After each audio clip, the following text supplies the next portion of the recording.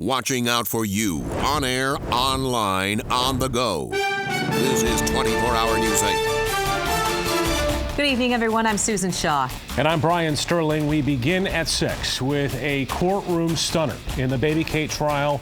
A note found in her father's pocket. Could that little girl still be alive? That evidence presented in court just hours after Baby Kate's mom stormed off the witness stand.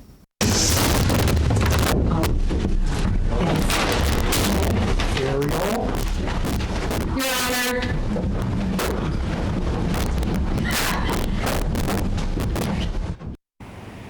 24-Hour News 8's Joe LaFurgey was in the courtroom for this wild day again. Joe is live in Ludington. Joe? Yeah, good evening, Brian. That note claims that Sean Phillips, that baby's father, gave the child away. Earlier in the day, the child's mother ran from the courtroom, as you said, after opening an evidence bag with the clothes she put her daughter in the last time she saw her. Tonight, the question, was it raw emotion or was it courtroom theatrics? Today's bombshell, a note found by a Mason County corrections worker while doing Sean Phillips' jail laundry days after his daughter went missing. Began to read it, the first few words, folded it up, and I took it to Detective Kemi. The note says, quote, "I gave her to a guy along with a list of families that are adopting," end quote. It goes on to say the unnamed guy would put Kate on the doorsteps of those families and that they'd want to keep the baby. It does not mention the alleged baby broker's name or when any of this was supposed to happen. The new information came at the end of an emotional day of testimony. Show you People's Exhibit number 21. Ariel Cortland had seen Exhibit 21 before. It's the outfit 4-month-old Kate Phillips was last seen wearing. But when Cortland opened the bag... What do you have there?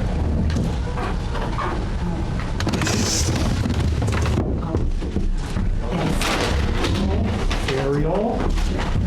Your Honor. Cortland reportedly became ill at the sight of the clothing. The judge sent the jury out while the lawyers debated the effects of the outburst. Defense attorney Annette Smedley calling it courtroom theatrics. It was planned for the jury and for the media, and I think that was wrong, and I would ask for a mistrial at this point, but I've talked to my client, and he doesn't want to start this all over again. She was aware what she was going to be doing here. To say that this is theatrics that's been staged by the prosecution is absolute falsehood. Back to that note found in the shirt pocket of Sean Phillips' jail-issued shirt. The writer, who we presume is Phillips, suggests a website for people who want to adopt might help locate a family for baby Kate. Well, our Target 8 investigators took a look at that website. The list on that website does not include specific information on prospective parents, like the names or hometowns, casting some doubt as to the validity of the suggestion in that note. Live in Ludington, Joe LaFurgey, 24-Hour News 8. Joe, thanks. This has been a wild first week to this trial. On the first day, Ariel Cortland snapped on the stand as the defense pressed her about text messages that revealed her involvement in talks of an abortion of baby Kate. Then Ariel admitted that she had told Sean in a jailhouse meeting that she would lie to police to take the blame if it meant that he would tell her where Kate was. Yesterday, the focus shifted to Sean Phillips and brought even more questions to the surface about Ariel. It was revealed that early on, Ariel's mother suggested that Ariel may have thrown Kate into the river, although she says that was pure speculation. And a friend of Sean's testified that he had heard Sean tell stories before about how he could hide a body and no one would find it. Next week, we could hear from Sean Phillips' parents. It's the prosecution that has the couple listed on their witness list. And will Sean Phillips testify? His attorney has refused to answer that question. We'll be in court to find out. You can follow a reporter's tweets live on woodtv.com when testimony resumes on Monday. And if you've missed anything, we have all of our stories posted under a special section on our website. We want to turn now to your Storm Team 8-day forecast. Well, it's been gray and gloomy out there most of the day, but things are looking much better for the weekend. Meteorologist Matt Kirkwood's in the tracking center. Hey, Matt. Hello, Brian. Hello, Sue. Yeah, it looks pretty nice this weekend, albeit a little on the cool side, but about 80% of the viewing area right now in a drying out mode. Still a few showers left over off to our south and east. Let's take a look at that with Storm Track Live radar. Currently, you can see those showers hanging on right around the Coldwater area, and also Marshall just about to move out of the Battle Creek location. As these continue shifting east at about 17 miles an hour, should reach the Albion area in about an hour and 15 minutes, and right over towards Coldwater in about an hour and 20 minutes or so, and arrive to end just south of Lansing at about an hour and 10 minutes. But dry evening out there if you're heading out. It looks fairly decent, although kind of chilly. Temperatures certainly cooling off behind an area of low pressure, now down in the 40s. Here's what it looks like this evening. If you're heading out, showers ending south and east. Temperatures will hold right around 40 degrees from 7 o'clock right through 11 o'clock, with a sunset time now after 8:30, and it looks like a weekend that's going to be a little bit on the cool side, but overall a pretty nice weekend for April, and dry conditions will prevail. Now the rest of the 8-day forecast will remain cool as well. Talk about that soon. All right, thank you, Matt. After weeks of speculation, Wayland Police Chief Dan Miller is now out of a job. He was fired this morning. Miller told our own Ken Kolker that he'll fight to get his job back. Ken joins us live now in Wayland tonight. Ken? Yeah, Brian, the former chief says he did nothing wrong and says that he vows to fight for his job. It's a witch hunt. I think it's a conspiracy between certain police officers, a conspiracy between some personnel at City Hall to get me out of office. After 26 years as chief, Miller was fired by the interim city manager on the manager's last day in office. I really did not have any choice. There were just too many things that were wrong, too many things that occurred not only over a short period of time, but obviously over a long period of time. At a press conference that turned into a public hearing, Miller's supporters compared it to losing the sheriff of the old TV town of Mayberry. You've got a lot of Barney Fives, but you don't have no Andy Griffin. The chief had been cleared by a state police investigation into the handling of police property. But the city manager said that investigation pointed to violations of city rules. We asked the former chief about some of those allegations. Golf clubs he set out at a dumpster so a computer technician could take them. They asked me, he said, what are you going to do with them golf clubs? I said, I'm going to throw them out. He said, well, can I have them? I said, no, I can't give them to you. But there's no right to privacy in a dumpster outside, so I threw them out there and he picked them up and took them. And on telling one of his officers to deliver a personal protection order to the ex-husband of the chief's live-in girlfriend. Now that's a service, that's not a complaint, that's not an incident. He believes this all started when he and his wife divorced. She works at City Hall. Certain people took sides on the divorce and they should have stayed out of it. Supporters filled the city council chambers for today's announcement. You don't know how that's going to rip this town apart. As for Miller, he says he plans to meet soon with the incoming city manager. And try to get your job back? That would be my intent too, yeah. Now we spoke with the incoming city manager who says he plans to review this case and keep an open mind. In Wayland, Ken Kolker, 24-Hour News 8. Tonight, for the first time, we are hearing from a convicted murderer and the young daughter he was abusing. Earlier this month, Basham Sugrum was sentenced to life in prison for killing Linda Gibson in 2003, a prostitute in Kalamazoo. Tonight on Dateline, you'll see an in-depth look at this case with never-before-seen interviews. NBC's Amy Robach is the reporter who talked to Sugrum. She has our story. Bernadette Hyde was just 17, growing up in New York State when she met Brian Sugrum. They became lovers and confidants until one day he shared a disturbing secret. He came to me one day and said, I did something really bad. I'm such a terrible person. I killed somebody. But back then she thought she could save him from his past. So they married in 1997 and moved to Michigan, raising 2 young children. And that was a happy time for us. Over time, that dark side of Brian she had tried to ignore began to come out as he became abusive and one day came home with another secret. He told me, I killed someone. I killed a woman. Her name was Linda Gibson. She'd been found stabbed in an empty field. Now Bernadette worried she could be Brian's next victim, especially after he made this threat. You do not tell anybody. And if you ever do, I will kill you. But a day of reckoning came last May. Bernadette arrived home to a horrific scene. Brian was beating their 11-year-old daughter, Sky. He was going to keep hitting you. He was going to kill me. Fearing for her life, Sky escaped and had neighbors call 911. Police arrested Brian. In that moment, you know that this is the one chance you have to do something. So she seized the moment and revealed Brian's secrets. Bernadette's statement enabled prosecutors to charge him with first-degree murder, and she became the state's key witness at his trial. Did you live with some deep, dark secrets of his for a long time? Yes, I did. It took a jury 6 hours to reach a verdict in February. Guilty of first-degree premeditated murder. Brian Sugram didn't testify at trial, but last week before his sentencing, he did sit down with Dateline for an exclusive interview. Did you come here to get footage of the monster, or did you actually want to get the truth? Did you kill Linda Gibson? No. Have you ever killed anyone? Yes. Who have you killed?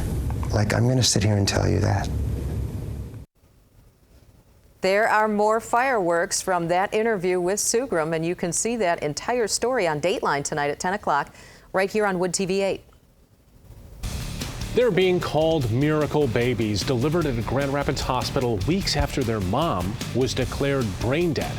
This is a story you'll only see next, right here on 24 Hour News 8 at 6.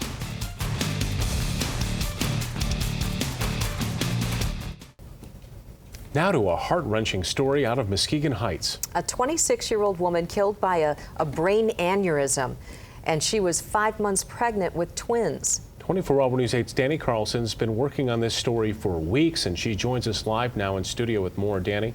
Brian and Sue, Danielle Bolden described to us what it was like to see her young, once vibrant niece, Christine, lying in a hospital bed, just like she was asleep, all the while knowing Christine was brain dead, but still carrying 2 lives inside of her.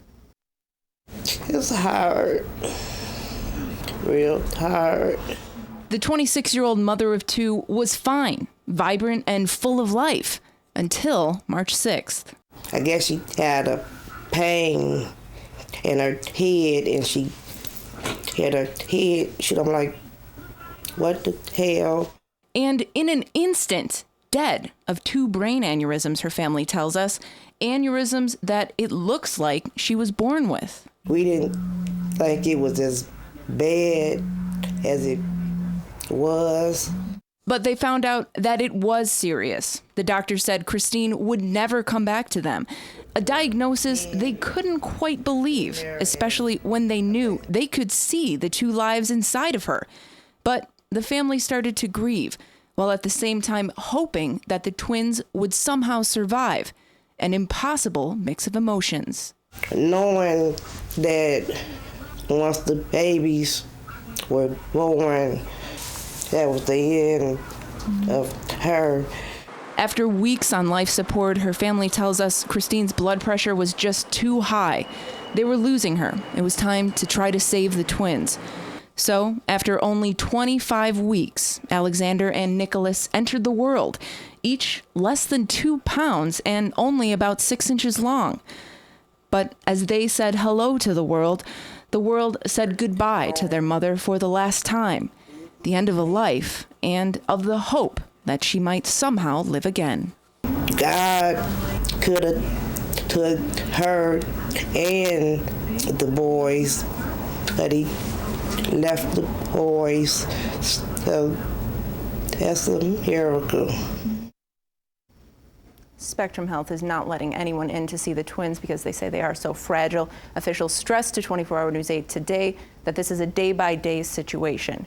Bolden's family says that there is an account set up at Fifth Third Bank in Christine's name for anyone who would like to help out the family. Thank you, Danny. A stealthy suspect, but this business burglar's creative break-in didn't help him in the end. How cops in Holland caught him. Storm Team 8 meteorologist Matt Kirkwood is in next with your forecast.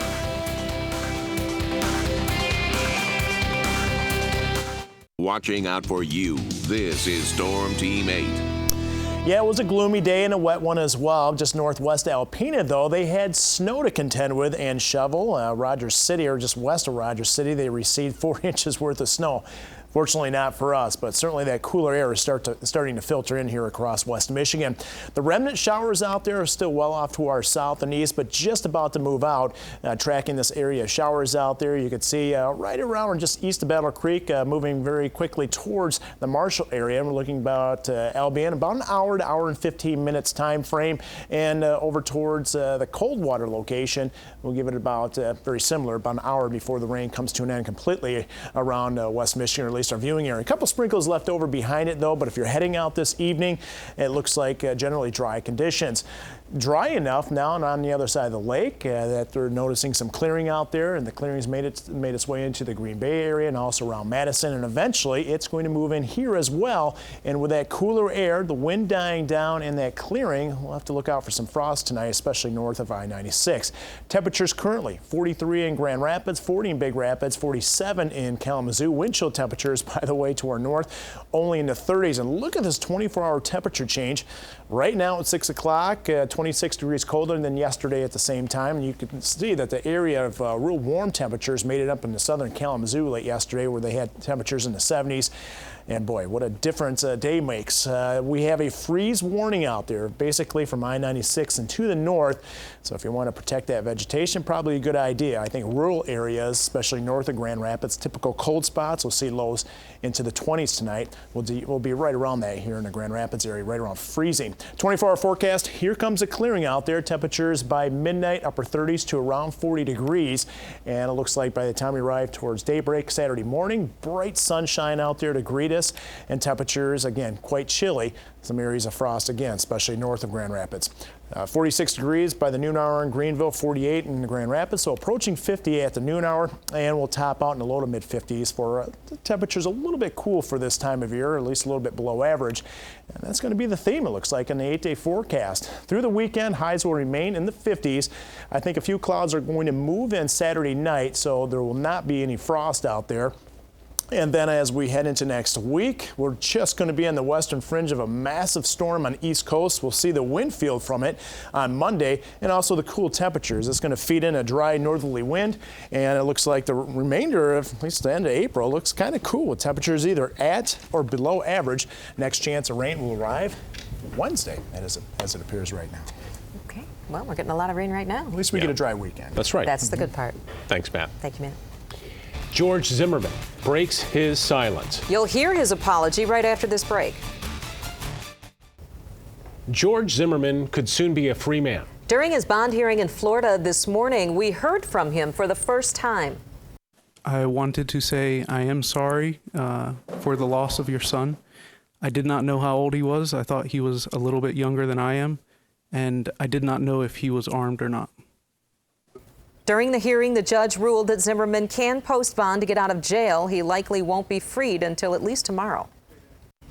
A man is behind bars in Kalamazoo County after climbing through the roof of a party store. Tonight, we've got the video that shows it happening. You can see him lowering himself into Ziggy's party store. The owner says he heard something about 3:30 this morning. He went into the store to check the security footage. Police used that video to track down their 22-year-old suspect and arrest him. Well, it's a matter of win or go home. That's right. Jack's looking ahead to tonight's Red Wings playoff matchup. That's next. Well, the worst thing you can do if you're a Red Wing is look at the big picture, because the idea of having to win 3 straight playoff games against a red-hot goalie like Pekka Rinne is a little scary. Another thing that has some Red Wing fans a little nervous is the fact this could be the last time we see Nick Lidstrom play in an NHL game. Lidstrom is not committed to playing beyond this season, and because of that, he's had plenty of questions to respond to about retirement. Here's what Wings coach Mike Babcock had to say about the subject today, and I think Wings fans will like this answer. I think Nick Lidstrom retires when he thinks he's not a good player anymore. But I think he's been a pretty darn good player. I don't know what could possibly be more fun than playing hockey at a high level on a great team. Like, and I know his wife, so she doesn't want him at home for sure. Why wouldn't you keep playing? Why not? Future looks a little brighter for the Kalamazoo Wings right now. They go for the sweep in their playoff series against South Carolina. K-Wings won Game 3 in Charleston 3-0, a win tonight, and they'll advance to the Eastern Conference Finals. When it comes to the NFL Draft, Lions GM Martin Mayhew doesn't have much to offer. He made that obvious yesterday. He's not about to let his competition know what the Lions are looking for. When it comes to the issue of the off-season problems some Lions players have had, he's got plenty to say. 3 members of the Lions have been busted for using marijuana this offseason. Nick Fairley, Mikel LeSure, their top draft picks from 2011 among them. Mayhew says he has addressed that issue with the guilty parties. You know, I mean, the point that I tried to make to both those guys was that when Matthew Stafford and Calvin Johnson get back, they have to answer questions about your behavior. You know, I mean, that's something that those guys should understand, that we're standing here talking not about the draft and not about, you know, our plans going forward and our bright future and what we're going to do.